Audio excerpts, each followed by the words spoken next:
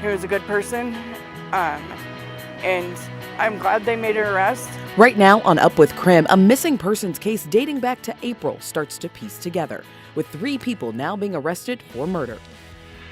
If we catch these things, I guarantee there's a lot of people who don't. A new lottery scam in Washington state, what you need to know so you can protect yourself.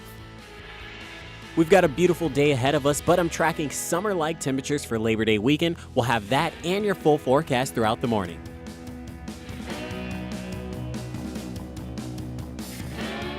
Up with KREM begins now. Well, good morning, everyone. It is 6 a.m. on this Thursday morning. Thanks so much for starting off your day with us here on Up with KREM. I'm Channing Curtis. Let's get right to the forecast this morning, because joining us in the Weather Center today is Brandon T. Jones. He's filling in for meteorologist Thomas Patrick on this Thursday morning. So, Brandon, what will the weather have in store for us? Oh, well, we've got an absolutely gorgeous day ahead of us for the weather, Channing. I bet a lot of people are either going to be making their way over to Lake Coeur d'Alene or maybe even taking a walk through the park at Riverfront. I actually heard that Pig Out in the Park, maybe they do like a happy hour type of deal. I'll have to check back in with one of our producers, Emma Ferguson, because she mentioned that I think you can get $6 bites.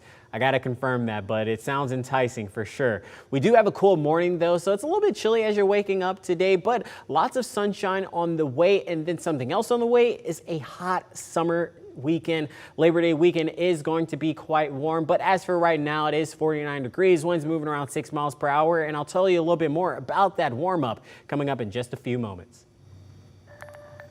Well, if you are heading out on your morning commute on this Thursday, we're taking a live look right now at I-90 and Freya.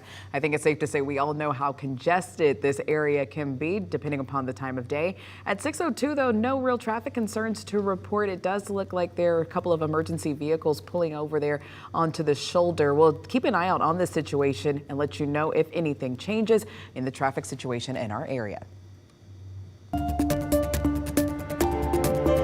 A major development this morning in a missing persons case. Robert Abbott was reported missing last April by his wife, Star.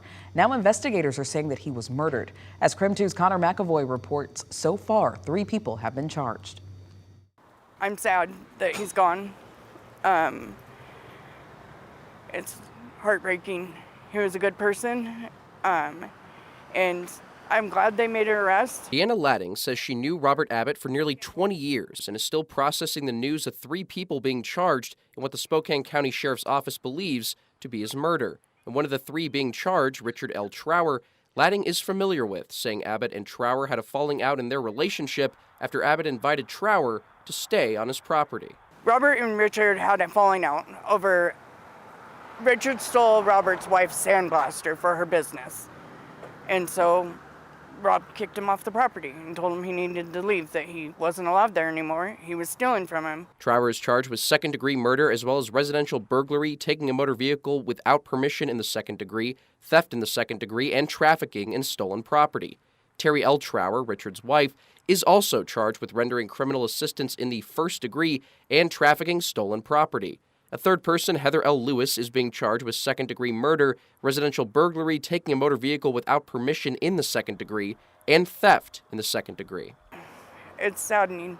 It's really saddening. Ladding was with Star Abbott when she initially reported her husband missing and says she's since left the state trying to avoid memories of the situation. She married her best friend, and all of a sudden now she doesn't have him. And it was too hard to be in Spokane anymore for her. As she looks ahead, she says whatever happens, she wants justice for a person she's proud to call her friend. He was a great man, had the biggest heart of gold, would help you out in a heartbeat if you needed it. And sadly, we don't have him to this day anymore. He will be missed very much. Now, KREM 2 has reached out to Star for comment, but we have not heard back just yet. At 6:05 right now, it's time for your morning rush. More news in less time. Today, Bryan Kohberger, the man accused of murdering 4 University of Idaho students, is expected to be in court to try and get the trial moved to a new location. The defense team says it wants the trial moved out of the small Moscow community. Now, this comes after a survey suggested there will be violent repercussions if Kohberger was not found guilty, or was found not guilty, rather.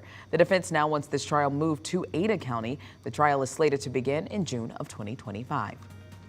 Yesterday, a car drove through a wall at the Spokane Valley Mall. Take a look at these photos. You can see the car made it all the way into the JCPenney store. Thankfully, officials say that no one was in the store at the time and the driver had to be taken to the hospital. That driver is expected to be okay. Police believe the driver was in some sort of crisis at the time of the crash. The crash site was sealed off for several hours. It's estimated that this crash caused up to $50,000 in damage. The North Idaho College trustees held their last regular board meeting before they must submit another report to their accreditor in October. After its October visit, the accrediting body will make a decision in January on the college's status. According to federal regulations, NIC has until April 1st of 2025 to return to good standing, and if not, it will no longer have its accreditation. The Coeur d'Alene Fire Department sent 2 crew members to help with wildfires burning across the Northwest. Keith Benz was sent to the Whiskey River fire near Hood River, Oregon. That fire is more than 2,000 acres with 24% containment. And Travis Gorgias is being sent to the Chirot Creek fire in Montana. That fire is over 1,000 acres with 0 containment. And that's a look at your morning rush.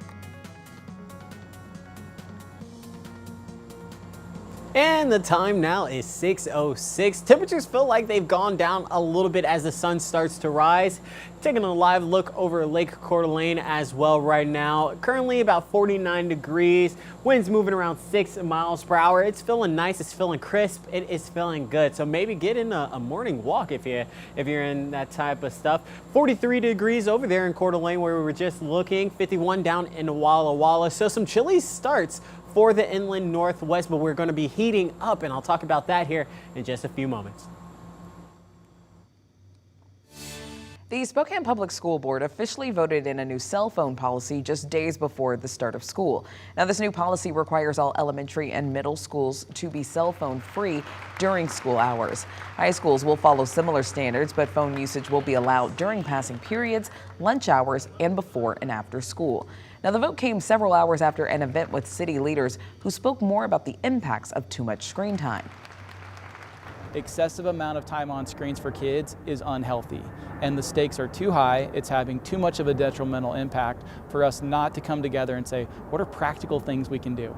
And so it's up to all of us now to join in. The city will do its part. We're going to join resources together. You're going to see our community centers, parks, libraries. We're all going to be part of this, and it's going to make a difference for our kids. As the school district prepares for a new year, they say they're hopeful to get more students involved in more extracurricular activities. Wednesday marked the start of the Paris Paralympic Games, and there are a handful of local athletes competing this year. Wheelchair athletes include Lauren Fields, Susanna Scaroni, Hannah Diedrich, and 2-time 2020 Paralympic silver medalist Jolene Roberts. Lindy Markison and Taylor Swanson will also compete as sprinters.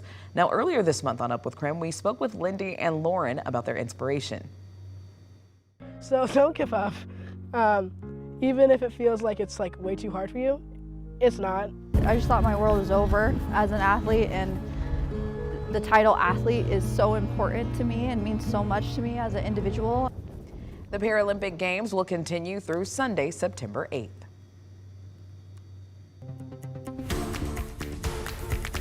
It is game week for the Washington State Cougs. Of course, we're talking about game 1 of college football and all the madness that comes with it.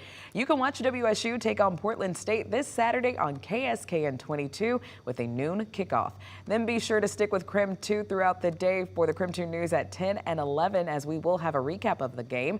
And a reminder that KSKN 22 is officially your home for Washington State Coug football games, as there will be several matchups all throughout the season that you can watch on KSKN 22. If it's too good to be true, it's not true. Some scammers in Washington are offering to share their lottery winnings just to get a hold of your personal information.